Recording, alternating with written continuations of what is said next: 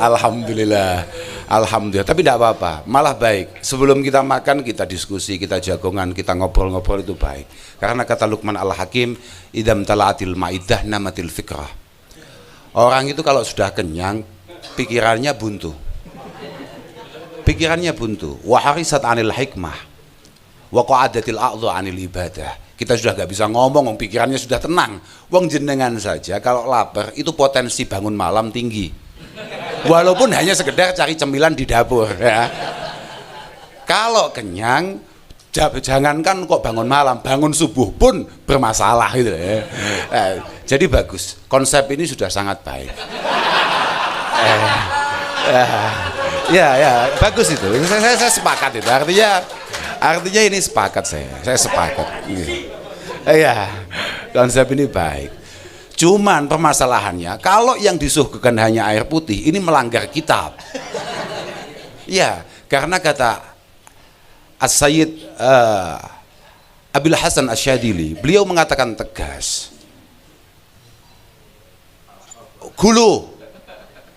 Kulu min atyabit ta'am wasyrabu min aladzi syarab. Kamu itu kalau makan yang enak. Kalau minum ya yang menarik. Kita dari Kediri, Pak. Minumannya Cleo, ini sama saja kalau di Kediri juga ada, maksudnya gitu ya. Ini agak melanggar, maksud saya begitu. Tapi beliau sudah tepat, karena tadi kita ditaruh di sebuah kamar, ditaruh di hotel yang luar biasa. Ini sudah cocok. Wana mu'ala auto'il firas, kata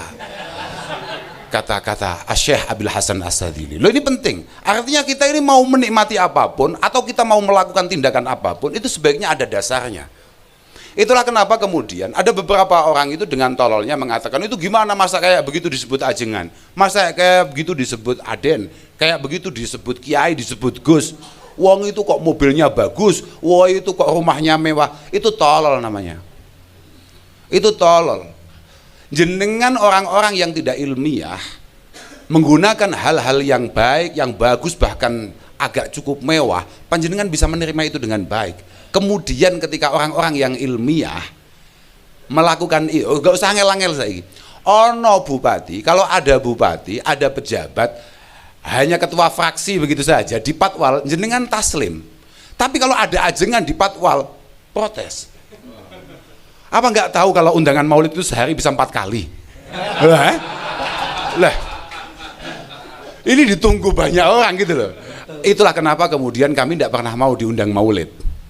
Karena dari tadi malam saya sudah ngomong, saya itu paling nggak suka kalau diundang maulid. Makanya ini kan acaranya bukan maulid, makanya saya semangat.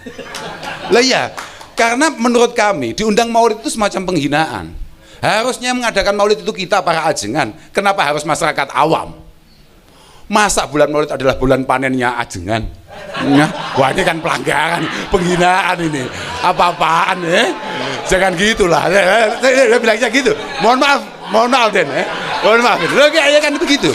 Lah, kita ini jualan kola Rasulullah itu 11 bulan. Ini ada bulan, 1 bulan di mana Rasulullah dilahirkan, kita masih panen saja. Gila, apa-apaan. Makanya saya nggak suka kalau diundang maulid. Enggak lah, saya bilang gitu. Enggak lah. Lah ini ada undangan di bulan maulid, acaranya bukan maulid. Langsung semangat kita. Oke, kita berangkatin. Paling nggak bisa nutup maulid-maulid kita yang lain. Alhamdulillah. Oke, kita begini ya. Nggak, itu kita hanya enggak lah. Ya memang harusnya gitu. Memang saya ini diundang ke sini hanya untuk ngobrol dengan panjenengan. Nggak ada yang serius sebetulnya. Kita ini sehari-hari sudah hidup dengan penuh keseriusan. Kita ini harus memastikan kita sendiri selamat, bagaimana orang-orang yang dititipkan pada kita juga selamat. Orang yang diamanahkan kita harus selamat. Masa kita harus ketemu sesama orang tidak jelas nasibnya harus serius lagi?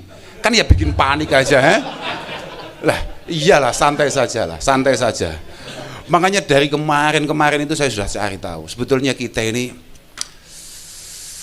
sebagai umat Rasulullah Shallallahu Alaihi Wasallam, mana ya? Saya cari kitab-kitab yang paling tidak bisa meringankan kita semua, gitu. Kitab-kitab ini kok semuanya berat semua. Harus dapat ketemu hadis-hadis, dalil-dalil yang kira-kira kita ini aman, begitu ya. pokok kita ini mati aman, hidup lagi super aman. Kira-kira begitu itu. Ya alhamdulillah, tadi malam saya sampaikan. Tadi malam di Tegal saya sampaikan. Ya alhamdulillah saya ini ketemu. Di syarahnya Muwatta'nya Imam Malik, saya katakan. Kata Rasulullah sallallahu alaihi wasallam, ummati ummatun marhumah. Ummati ummatun marhumah. Umat saya memang terlahir penuh rahmat Allah Subhanahu wa taala. Tadkhulu kuburaha bidzunubiha. Kita ini kalau masuk kubur, yang kita bawa dosa. Sangunya apa? Uang sakunya apa? Modalnya apa? Dosa. Tapi wa tahruju min hala dzunuba 'alaiha. Kita keluar dari kubur tanpa dosa. Wah, saya kasih gitu. Tanpa dosa karena apa? Ya karena kita ini orang NO. Karena hanya orang NO lah yang melakukan ini. Kenapa bisa dia keluar tanpa dosa? Bistighfaril mu'minina laha. Karena kita ini telaten ngomongnya anak-anak kita, keluarga kita, teman-teman kita, tetangga kita. Nanti kalau saya mati, tolonglah kita ini dimintakan maaf. Lah ini hanya orang NO aja yang kemudian mengamalkan itu semua. Nah, termasuk dalil-dalil semacam itu, wah saya koleksi. Pokok yang membuat kita ini mudah saya koleksi. Saya koleksi dengan baik dan benar. Ya. Nah, iya. Misalnya kayak al-mu'min itu mufattanun tawwabun nasaun, ada yang mengatakan nasiyun, tapi idza dzukira dzakara. Mukmin itu ya memang orang yang terdesain oleh Allah Subhanahu wa taala. Seorang santri Nahdliyin katakan memang desainnya adalah orang yang selalu mudah salah. Kalau setelah tobat salah lagi, setelah salah lagi ya tobat lagi.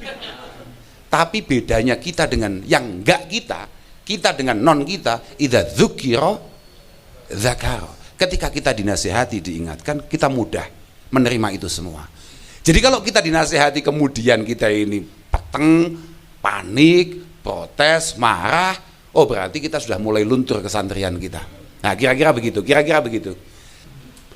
Kita sebagai santri kemudian kita tidak mau tahu, apatis terkait masalah politik. Wah, ini pelanggaran berat, Pak. Karena asyasi adalah badalul jihad. Asyasi badalul jihad. Agama ini berdiri akan asas dua hal, ad-dakwah wal jihad. Ad-dakwah wal jihad.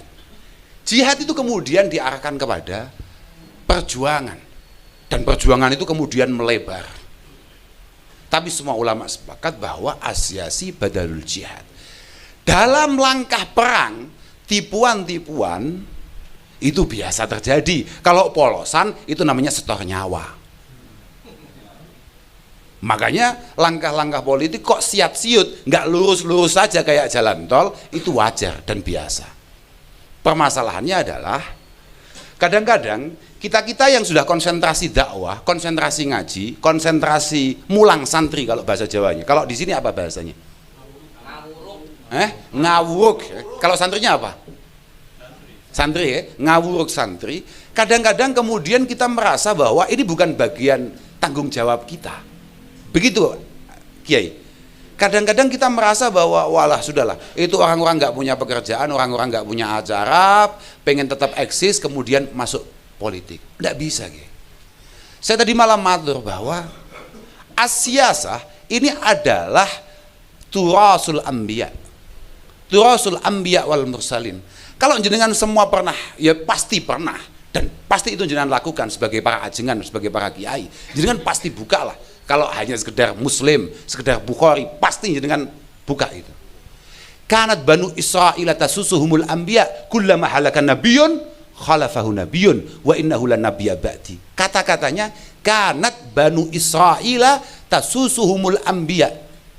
Tasusuhum min saya susu siasatan. Tasusu sasal umur ay dabbarul umur wa qama bi islahiha.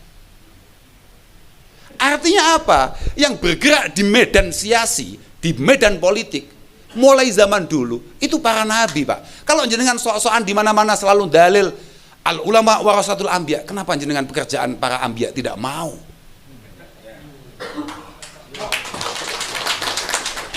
Bisa dimengerti nggih? Kenapa kemudian kita itu pilih-pilih? Iya, memang saya ahli waris perjuangan para nabi, tapi ya saya milih bagian ini, yang ini bukan wilayah saya lah. Kok bisa? Kok bisa nu'minu ba'dho wa nakfuru ba'dho? Kok bisa seperti itu? Ya tidak bisa, Pak. Tasusuhumul anbiya, Pak. Asyasi Ibnu Aqil min kibaril Hanabilah mengatakan asyasah makana minal af'al bihaisu yakunun nas ma'ahu aqraba ila shalah wa ab'ada 'anil fasad. Sebuah langkah yang diambil oleh kelompok tertentu, oleh komunitas tertentu yang meyakini bahwa ketika ini diambil, ketika ini menjadi pijakan, maka kemaslahatan untuk orang banyak itu bisa tercapai. Wa amma dalam prosesnya ternyata tidak bisa tercapai atau tidak sesuai harapan, itu beda lagi. Jangan kemudian membuat bahwa langkah ini adalah langkah yang buruk. Tidak bisa, Pak. Tidak bisa seperti itu. Toh, bahwa memastikan kenyamanan, keamanan, ketertiban, kesejahteraan itu adalah tanggung jawab para ulama. Mohon maaf ini, Pak. Fasadul ra'iyah bifasadil umara. Kalau masyarakat luas itu kemudian rusak, tidak tertib, tidak bisa terkondisikan, itu jelas kesalahan para pejabat. Jelas kesalahan para pejabat. Tapi jenengan harus tahu, wa fasadul umara bifasadil ulama. Makanya ya Allah, Salman Al-Farisi tegas mengatakan, la yazalun nas bi khair mastaqamat a'immatuhum wa hudatuhum. Masyarakat akan baik-baik saja selama para kiai, para ajengan dan para pejabatnya on the track. On the track. Ya hanya dua personel ini. Kemudian mereka saling memisahkan diri. Yang satu sok suci, yang satu nggak mau kekurangan gizi. Nah, ini masalah. Wah, ini bahaya lagi loh. Nggak bisa ini, Pak. Nggak bisa. Seburuk-buruknya ulama adalah yang selalu sowan ke pejabat, tapi tolol-tololnya pejabat yang tidak pernah sowan ke kiai. Loh iya, jelas itu. Makanya saya minta kepada teman-teman yang mewakili Nahdliyin dalam bidang siasah, dalam hal ini adalah teman-teman PKB, teman-teman Partai Kebangkitan Bangsa. Jangan harus ingat wasiat daripada Imam Malik bin Anas radhiyallahu taala anhu, imamu Daril Hijrah. Beliau mengatakan, la yambaghi lil imam awil qadhi ayyatruka mujalasatal ulama. Tidak boleh, tidak baik, tidak pantas seorang pejabat di tingkat manapun kemudian meninggalkan ngopi-ngopi, duduk-duduk, matur-matur sama ulama. Tidak boleh. Apalagi gini-gini, misalnya para ajengan nanti, coba nanti, saya ini baru pertama kali nih ketemu sama Mas Saipol ini. Belum pernah ketemu, belum pernah tersapa. Wah, ini pelanggaran berat, Pak. Karena apa? Kata Imam Malik, fa idza nazalat bihi nazilah syawarahum waraddaha ilaihim. Karena mohon maaf, Mas, ini yang harus dipahami dengan baik oleh para dewan, oleh para wata, gubernur sampai presiden, bahwa apapun yang terjadi di bangsa ini, hakikatnya kitab kita, ulama kita mengarahkan, memerintahkan apapun yang terjadi, orang yang pertama kali diberitahu dan diajak musyawarah adalah ulama. Adalah ulama. Maka tidak boleh kemudian Mas Saiful, apalagi bawahannya kemudian jauh-jauh dari para ajengan, pelanggaran berat. Tapi saya lihat dengan panjenengan bisa mengumpulkan segini banyak para ajengan, saya pikir hubungan panjenengan cukup luar biasa. Moga-moga bisa istiqomah.